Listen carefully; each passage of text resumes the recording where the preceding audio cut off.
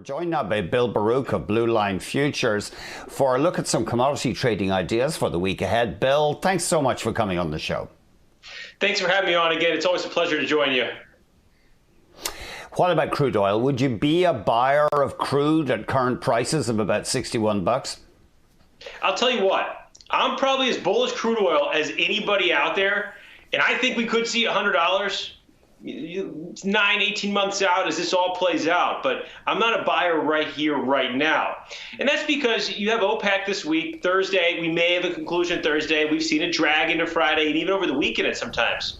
But ultimately, too, you have a lot of production in Texas that has been froze out. And I think that overall, we'll start seeing some of that production come back online.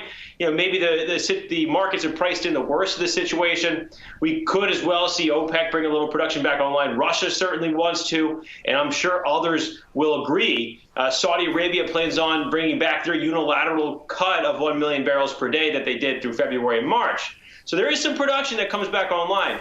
You know, with that, I think 62.50 has been a really big level for us. 62.50, even as you push up to $65 is a big area, going back to last year's failure after the Iran attacks. So overall, I do think the market needs to come back in. Now, you know, it may not, but really, I'm going to be patient and wait to be a buyer closer to $52 to $54. So that's really what I'm looking at right now. What about gold? Are you interested in gold at all these days? You know, gold sliced through a big level of support, 1767, 1770. It's really disappointing. I mean, systematically seeing lower highs in these swings, it's sort of laid that landscape out. But let's also back away from the forest so we can see the trees. And the reality is that gold set a record high last year, and it has fallen back, it has consolidated quite a bit since then. But gold has had a monumental rally over the last 3 years. We've seen that low from just above 1,000, and now it's basically doubled since then. I mean, seeing a nice little 20-30% correction is perfectly fine to see in this sort of day and age. So I do think there is a good constructive landscape and a long, elongated bull flag pattern that we really could see play out. There's nice channel building now. You know, 1710 is a big level for us. We've had that as a next big support, and we went there and pinged that. 1680 below there. As long as we stay above 1680, 1710, this market can ping pong around, and I think it's going to make its next run. I guess that next run is not going to come here in the first quarter. We could see in the second half of next year between June and August as we did last year. That's what we're looking for, but we need to see construction above there. I think silver and platinum are going to continue to outperform gold.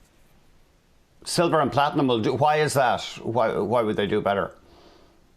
Well, one of the big reasons weighing on gold right now is the inflation as a rise in treasury yields. And as treasury yields rise, it means it costs to store gold. It detracts from what gold's positive features are. And overall, so the uptick in economic activity reduces what would be assumed to be a safe haven for gold as well. You know, gold really hasn't traded like a safe haven so much. It's been trading as a, inverse to the U.S. dollar. And as the U.S. dollar was breaking down and rates were tethered to zero, that was a bullish environment for gold. But we've seen sort of this big move up in 10 years, and it's sort of a capitulation last week. I've been calling for the move from 60 basis points to 1.25, and then potentially a nice melt up from 1.25 to 1.5 in the 10-year. I've been calling for that since October, so this really isn't much of a surprise for us, as we were hedging long gold by being short treasury futures, as well as, we do think that silver and platinum are going to outperform because you get that uptick in industrial output and you get a higher demand as the U.S. dollar stays weaker. So I think that the landscape for silver and platinum also technically is much more attractive right now, too. Bill, we'll have to leave it there. Always great having you join us. Have a wonderful week in the markets. Thank you. Bill Baruch, President of Blue Line Futures.